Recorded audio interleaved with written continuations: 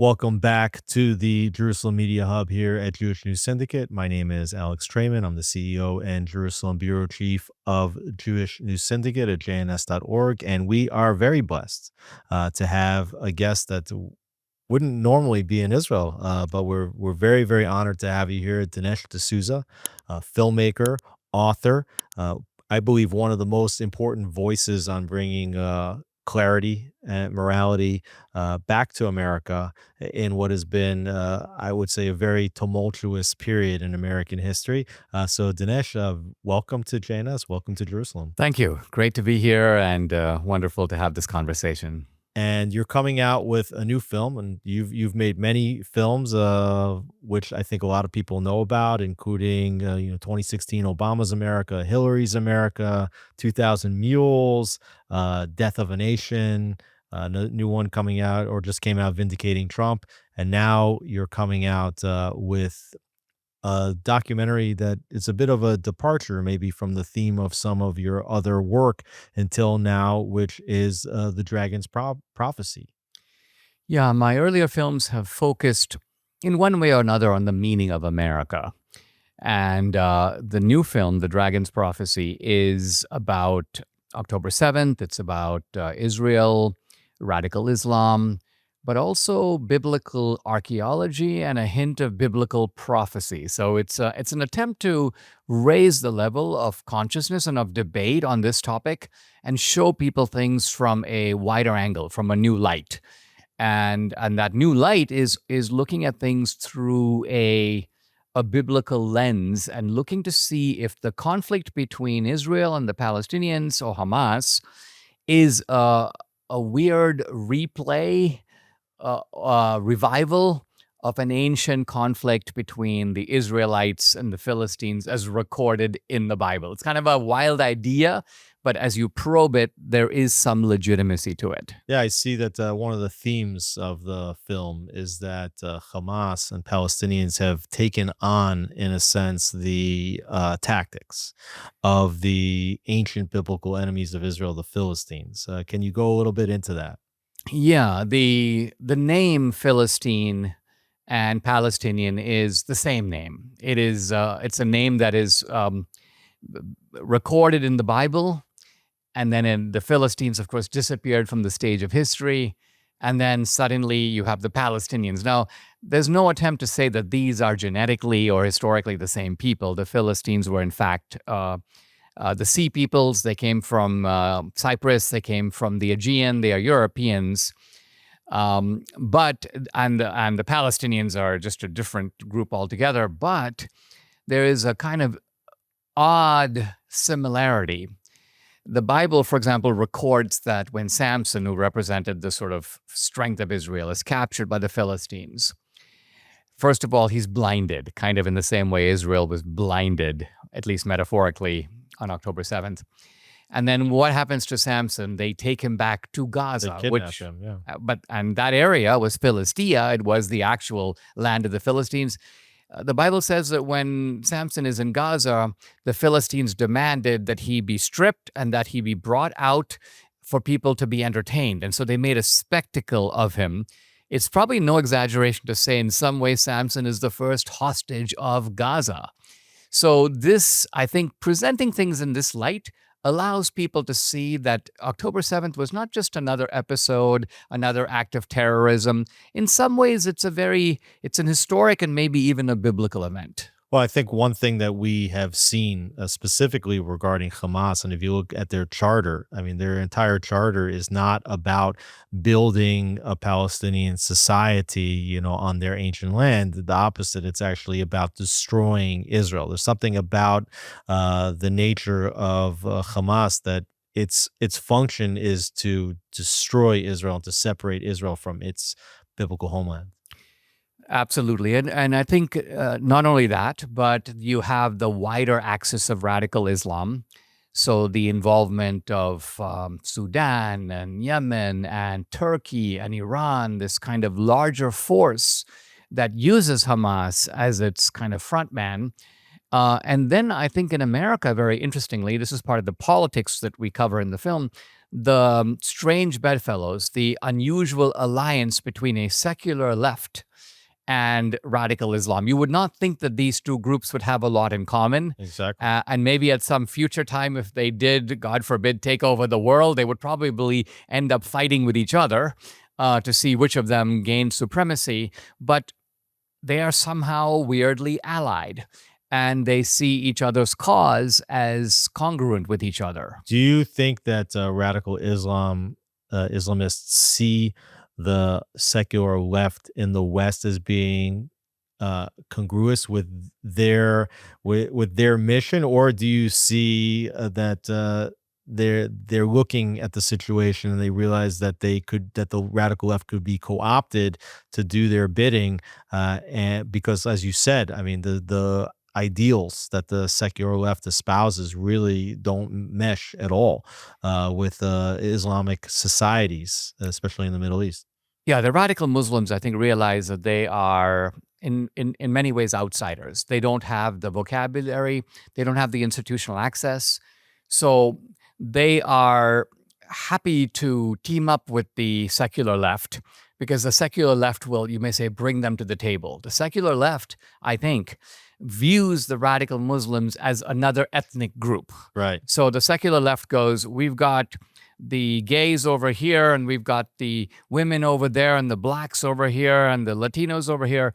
Let's add these radical Muslims, and together we create the large rainbow of victimization, not realizing that the radical Muslims do not fit in here at all, and will be a real menace once they get power. One of the big ironies here, and I think people in America assume that America gets a bad rap because of their support for Israel. But actually, when you look at Iran and when they say, death to America, death to Israel, you actually understand, if you live here, that part of the reason why the radical Islamists of the region dislike Israel is because Israel is a liberal society, and it's a liberal outpost of Western and American values in the Middle East, and that's why they push so hard to attack Israel first. Because if America's over there, yes, we don't like it. Yes, we see it as a threat, but it's still across the Atlantic.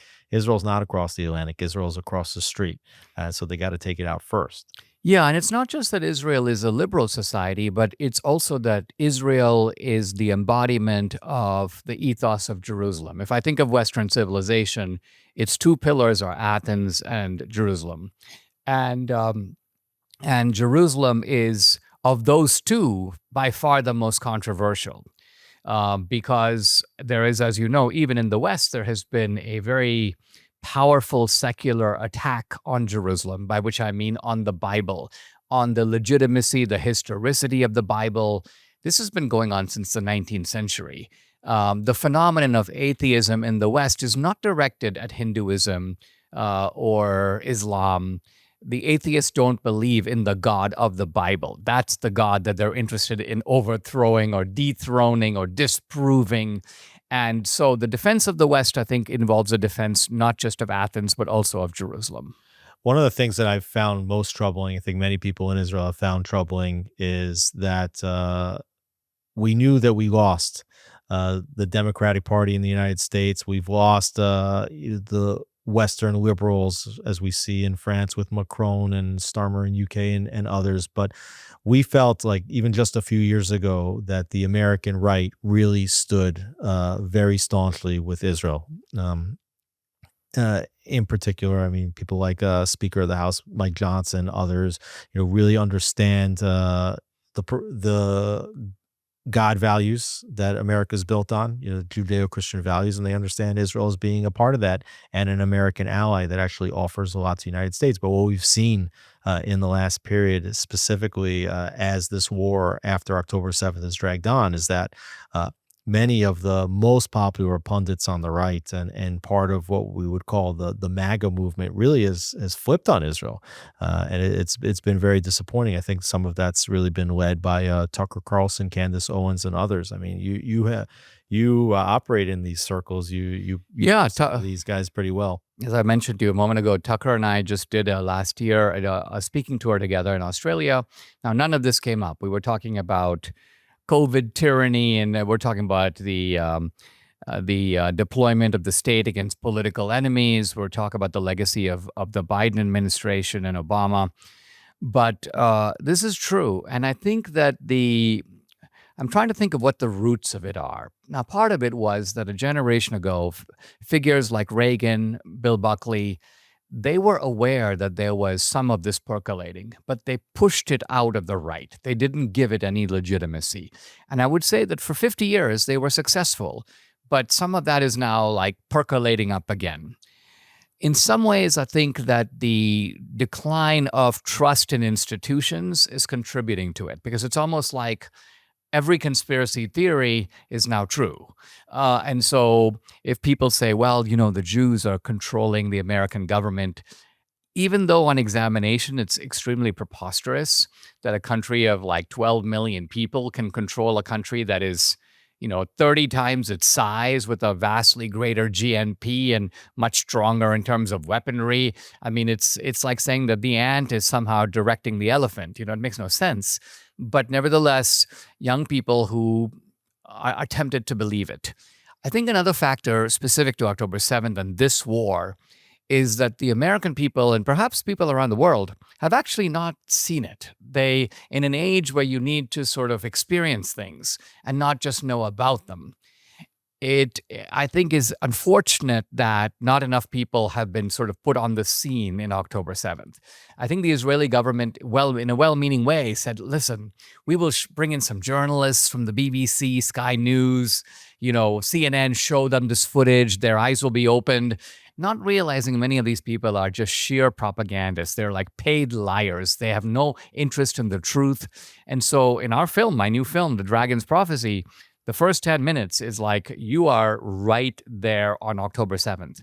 And I'm going to show it to you first because we can't discuss what comes afterward, just like you can't discuss the Pacific War following World War II or in World War II without Pearl Harbor. It would be absurd. Yeah, I mean, we always have this idea that we feel like we're dealing with an enemy that's always crying to the world that it all started when you hit me back. Right. Exactly. And again, when you have these unprovoked attacks, as with Pearl Harbor, it makes no sense to say, well, let's count the number of civilians who died in the Pearl Harbor attacks. Probably not very many, right? And the United States then strikes back in a vastly disproportionate way. And even if you dispute the atomic bombs, the United States was getting ready for a land invasion of Japan. Think of what that would mean in terms of deaths and even civilian casualties. And yet most people think that that's legitimate. They started it, Japan started it, and so the United States will end it.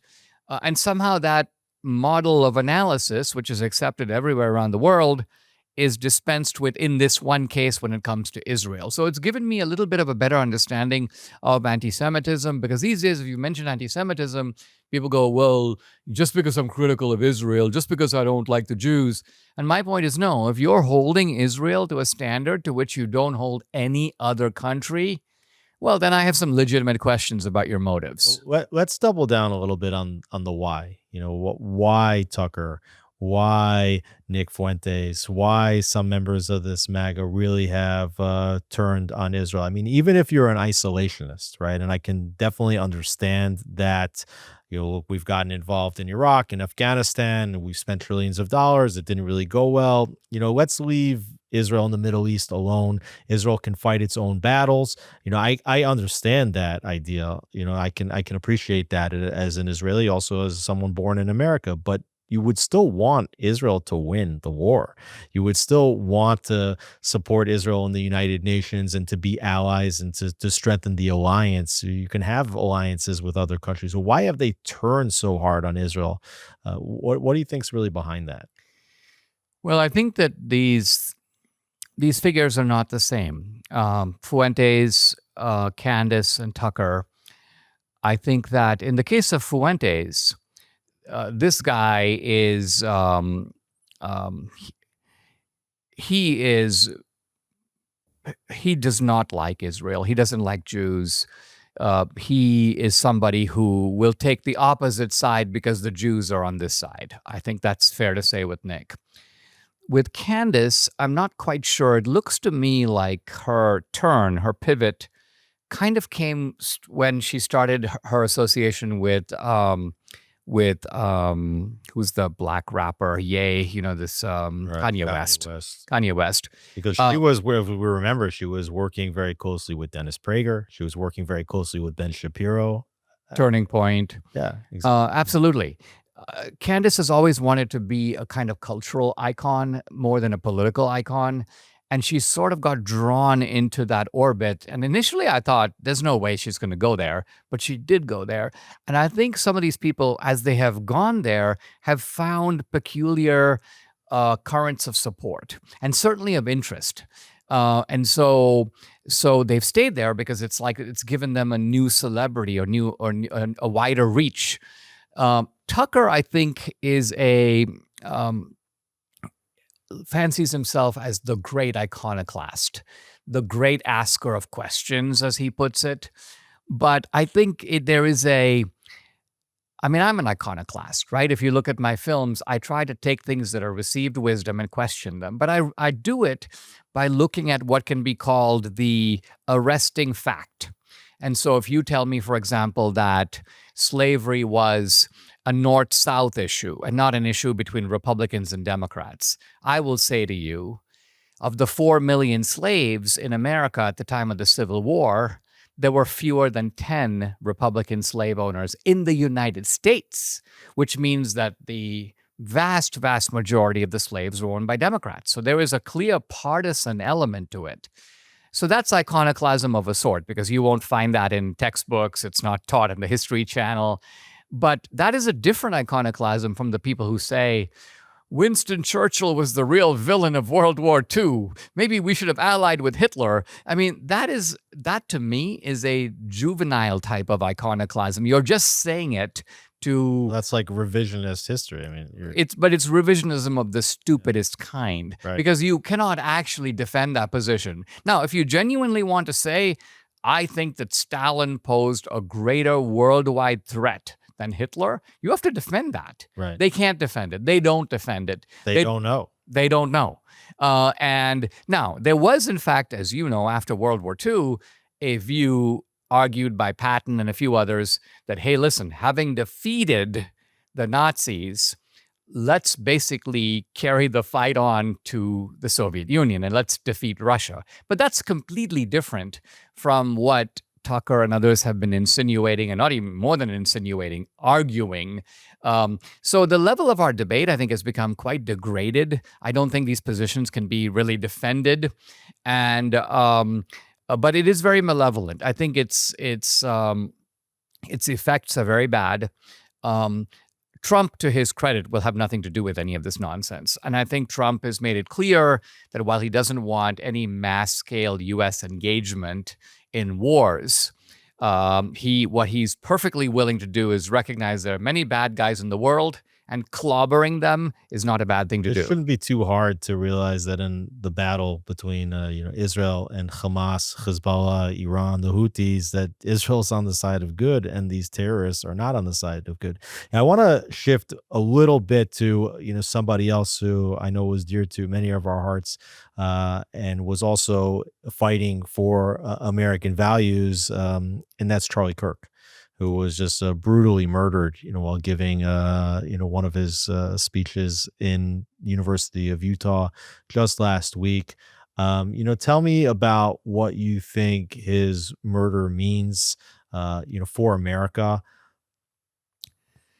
Charlie was, for me, it's a bit of a deja vu, because a generation ago, I was doing on the campus exactly what Charlie is doing. My first book is called A Liberal Education. It was about political correctness. In fact, I kind of popularized that term.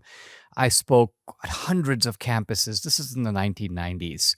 But even though people would get riled up, sometimes they'd run out of the room, call me names, I never had to worry about my personal safety, and I certainly didn't have to worry about being shot in the neck. I do think it is almost weirdly symbolic that he was shot in the throat, because Charlie was a voice and they were trying to shut down his voice.